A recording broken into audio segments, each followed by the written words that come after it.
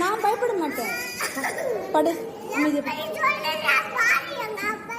என்ன சொல்ல போற?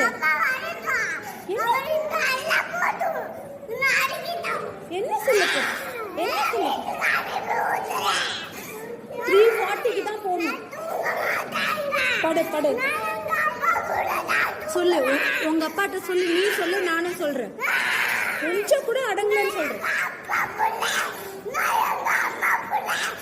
சரி, இருந்துட்டு போ.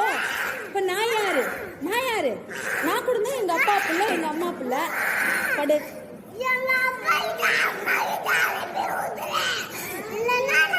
அனுப்ப முடியாது. இங்கதான் போகணும். உச்சா இங்க போகணும். இங்கதான் போகணும்.